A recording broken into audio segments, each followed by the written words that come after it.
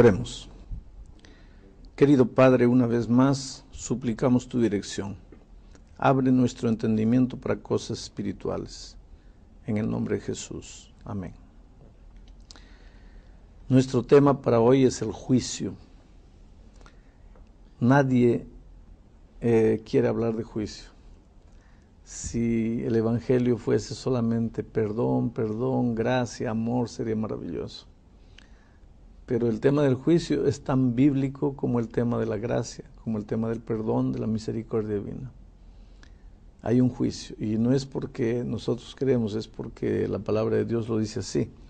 Déjenme leer Eclesiastés capítulo 12, versículo 14, dice: porque Dios traerá toda obra a juicio, juntamente con toda cosa encubierta, sea buena o sea mala. Dios traerá toda obra a juicio, hasta las cosas encubiertas, sentimientos, pensamientos, todo será juzgado.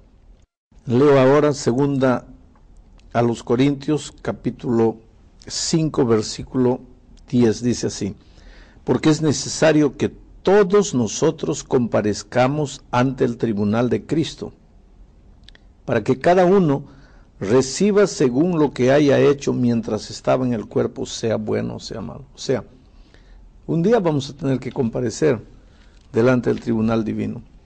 Y en Hechos capítulo 17, versículo 31 dice: por cuanto ha establecido un día en el cual juzgará al mundo con justicia por aquel varón a quien designó, dando fe a todos de haberle levantado de los muertos. Por cuanto ha establecido un día. Quiere decir que ya hay un día establecido para el juicio. ¿Y cuál es ese día?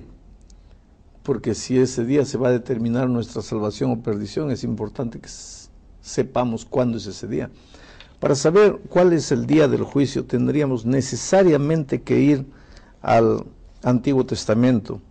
En el libro de Levíticos, ya dijimos cuando estudiamos el tema del santuario, que Dios dio el santuario a Israel, para que Israel pudiese entender el tema de la salvación. Y el juicio es parte del tema de la salvación. Porque ¿cómo sabremos quién se va a salvar, quién se va a perder si no hay un juicio? Entonces, para entender el juicio, el tema del juicio, tenemos que ir al santuario necesariamente, al pueblo de Israel. Y aquí en Levítico, versículos 29 y 30, dice así: y esto tendréis por estatuto perpetuo. En el mes séptimo, a los 10 días del mes, afligiréis vuestras almas, y ninguna obra haréis, ni el natural ni el extranjero que mora entre vosotros. Porque en este día se hará expiación por vosotros, y seréis limpios de todos vuestros pecados delante de Jehová. Quiere decir que para Israel había un día del juicio. Y ese día del juicio era en el séptimo mes, a los 10 días del mes. Era el día del Yom Kippur para Israel, el día de la purificación, el día del juicio. Todos los miembros del pueblo de Israel deberían hacer examen de conciencia y suplicar a Dios perdón por sus pecados, porque ese día para ellos estaba siendo el día del juicio. Ahora, hay una profecía muy interesante aquí en el libro de Daniel. Es una pena que poca gente conozca esta profecía. Es impresionante. Dice así Daniel 8:14.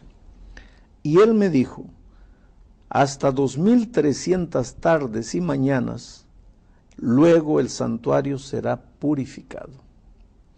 Si para Israel el día del juicio era el día de la purificación del santuario, quiere decir que para el mundo el día del juicio será el día de la purificación del santuario celestial. Por eso era necesario que estudiásemos el tema del santuario, que ya estudiamos. Hay un santuario en el cielo, y ese santuario también será purificado. Y el día de la purificación de ese santuario será el día en que empezará el juicio de la humanidad. Ahora, esta profecía de Daniel 8:14 dice: hasta 2300 tardes y mañanas, y entonces el santuario será purificado. Yo no voy a explicar la profecía, porque ese sería tema por lo menos para 2 periodos de 20 minutos. Pero quiero decirles una cosa, esa profecía, de acuerdo a los estudios del libro de Daniel, comienza el año 457 a.C., con el decreto de Artajerjes para reconstruir los muros de la ciudad. Ahora, si empezamos a contar del año 457 a.C., 1, 2, 3, 1000, 2300 años, vamos a ver que esa profecía termina el 22 de octubre del año 1844, hace poco tiempo atrás relativamente. 22 de octubre de 1844. Ese día, 22 de octubre de 1844, sucedieron 2 cosas. Una cosa sucedió aquí en la tierra y otra cosa sucedió allá en el cielo. En el cielo empezó la obra del juicio. Así como el sacerdote en Israel, una vez por año, entraba al lugar santísimo para purificar el santuario y era el día del juicio, el 22 de octubre del año 1844, allá en el cielo, el sumo sacerdote, que está descrito en Hebreos, entró al lugar santísimo para empezar la obra del juicio. Y esa obra de juicio está muy claramente relatada aquí en el capítulo 7 del libro de Daniel.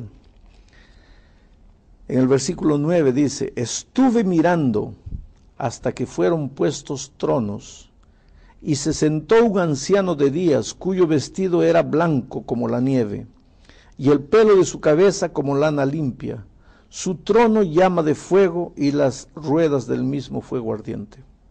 Un río de fuego procedía y salía de delante de él. Millares de millares le servían y millones de millones asistían delante de él. El juez se sentó y los libros fueron abiertos. Empezó el juicio. 22 de octubre de 1844. Eso sucedió en el cielo. Y en la tierra sucedió algo extraordinario que poca gente sabe, que está descrito aquí en Apocalipsis 14, versículo 6.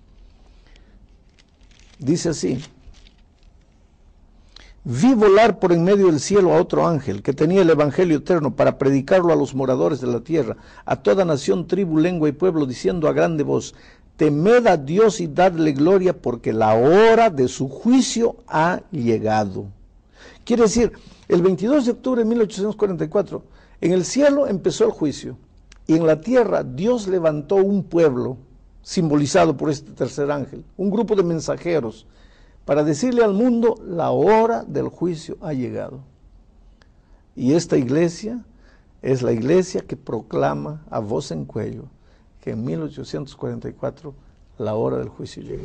A ver, pastor, déjeme ver si entendí. Vamos un poquito para atrás. Cuando estudiamos el tema del santuario, vimos cómo Dios aquí en la tierra dio todo el esquema y el ejemplo de ese santuario en la tierra, de lo que sería en el cielo. Ahora, en este tema del juicio, el ejemplo también alcanzaba esto del juicio. O sea, sí, acaba usted de hablar de todo el esquema, del lugar santísimo, los pecados eran...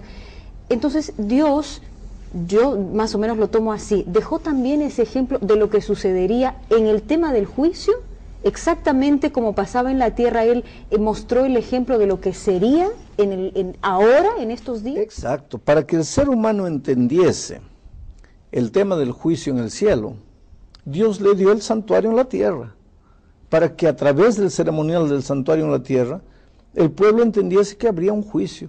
¿Qué pasaba en la tierra? Todos los días el israelita pecador iba, colocaba su mano en el cordero, transfería simbólicamente sus pecados para el cordero. Ese cordero era símbolo de Jesús, el cordero de Dios. El sacerdote sacrificaba el cordero, la sangre mojaba el suelo, así como la sangre de Cristo un día mojaría la cruz del Calvario. Muy bien, ahora el sacerdote transfería esos pecados al lugar santísimo del santuario de esta tierra, y una vez por año el sacerdote entraba al lugar santísimo para purificar el santuario. Ese era el día del juicio. Ese día todo el pueblo estaba